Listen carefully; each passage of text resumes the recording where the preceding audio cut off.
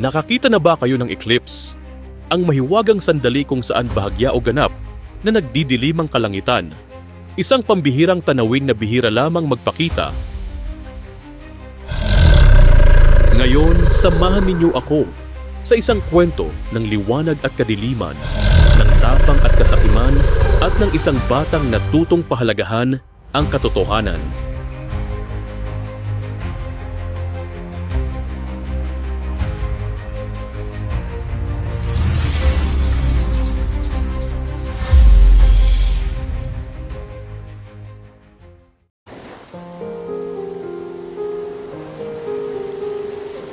Noong unang panahon, sa isang payapang bayan na tinatawag na Banua, nagniningning ang kalangitan sa liwanag ng 7 buwan. Binigay ni Bathala ang mga ito upang magsilbing gabay sa mga tao. Ngunit sa kailaliman ng dagat, may isang nilalang na puno ng kasakiman. Si Bakunawa, isa siyang dambuhalang dragon na may mahabang katawan, makikinang na pulang mata, at kaliskis na kumikislap na parang itim na perlas. Matagal na niyang pinagmamasdan ang 7 buwan sa langit. Igaganda talaga ng mga buwan na yan. Wika ni Bakunawa habang lumalakoy sa kadiliman. Paano kung akin na lang ang liwanag nila? Sa ganitong paraan, ang aking kaharian ay hindi na magmumukhang malamig at madilim.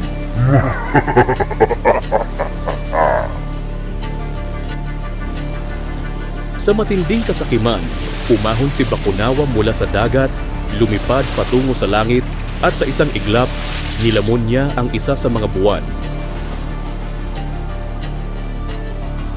Akin ka na ngayon. Sigaw niya habang bumabalik sa ilalim ng dagat.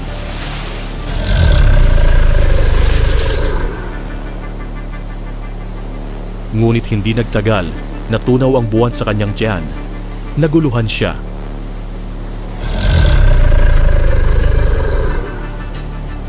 Bakit nawala ang liwanag nito? Hindi pwede ito. Kailangan kong makuha pa ang iba. At sa sumunod na mga gabi, muli siyang umahon upang lamunin ang isa pang buwan at isa pa. Hanggang sa 3 na lang ang natira sa langit.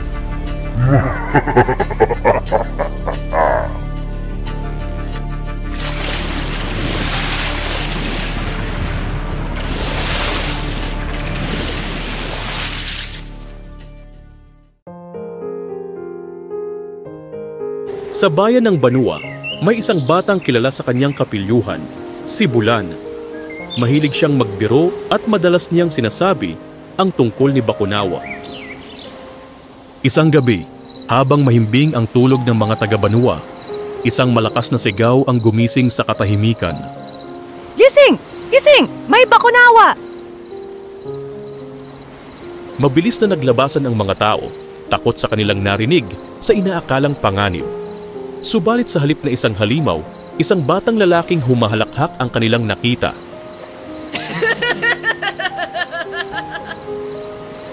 Isa kang malaking pilyo, Bulan.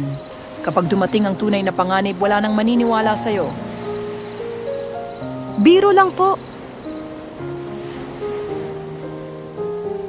Pag-uwi, pinagsabihan siya ng kanyang ina na si Adlaw. Bulan, hindi mo dapat gawing biro ang mga bagay na maaaring magdala ng takot sa iba. Baka darating ang araw na kapag sinabi mo ang totoo, walang makikinig sa'yo. Sorry po, Inay. Hindi na po mauulit. Ngunit sadyang makulit si Bulan. Makalipas lamang ang ilang araw, muli siyang nagbiro. Naglagay siya ng pakpak sa kanilang kalabaw at sumigaw. Bakunawa! May Bakunawa!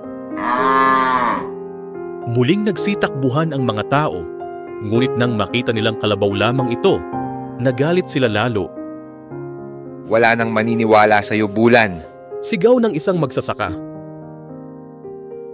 Isang gabi, habang mahimbing ang lahat, nagising si Bulan sa kakaibang dilim. Napansin niyang may kulang sa langit. 1, 2, 3. 3 na lang? Biglang lumitaw ang isang higanteng anino sa kalangitan. Muling umahon si Bakunawa. Bakunawa! May bakunawa! Tumakbo siya palabas ng bahay at sumigaw ng buong lakas, ngunit wala ni isa mang nakinig sa kanya. Sa loob ng kanilang mga tahanan, ang mga tao ay tulog o nagbubulungan, kahit na ang kanyang ina ay nag-aalinlangan. Kinabukasan, takot na takot niyang ikinuwento ito sa kanyang ina. Nay! Nakita ko talaga si Bakunawa! Kinuha niya ang isa pang buwan! Nakita ni Adlaw ang pangamba sa mga mata ng anak. Alam niyang totoo ang sinasabi nito. Kaya't nang sumapit ang gabi, magkasama silang naghintay. At doon, nasilayan nila ang nakakatakot na anyo ni Bakunawa. Malaki, makapangyarihan, at puno ng kasakiman. Palapit na ito sa huling buwan. Agad nilang ginising ang buong bayan. Nang makita na mismo ng mga tao ang nilalang, isang sindak ang bumalot sa kanila. Alam nilang kung hindi sila kikilos, maglalaho na ang huling liwanag sa kalangitan.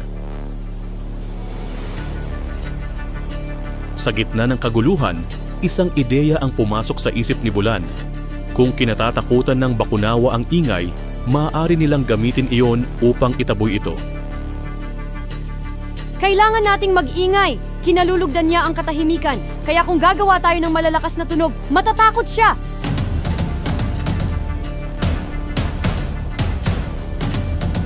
Sa utos ni Adlaw, kinuha ng mga tao ang kanilang kampana, tambol at gong.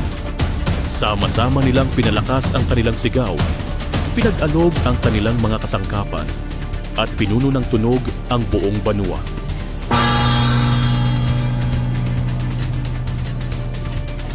Nagimbal ang Bakunawa sa malalakas na tunog. Napaatras ito, bumuga ng isang malakas na ihip ng hangin, at sa huli ay ibinalik ang buwan sa kalangitan bago bumalik sa kailaliman ng dagat.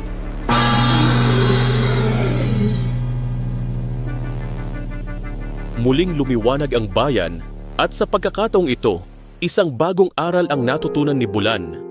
Hindi na siya ang batang mahilig magbiro. Siya na ngayon ang bayani ng banwa, at ang kwento ng kanyang kabayanihan ay ikinuwento mula sa isang henerasyon hanggang sa susunod. Mula noon, sa tuwing may eclipse, ang buong bayan ay nagtitipon upang gumawa ng malalakas na tunog, isang tradisyon upang ipaalala na kailanman ay hindi magtatagumpay ang kadiliman laban sa liwanag.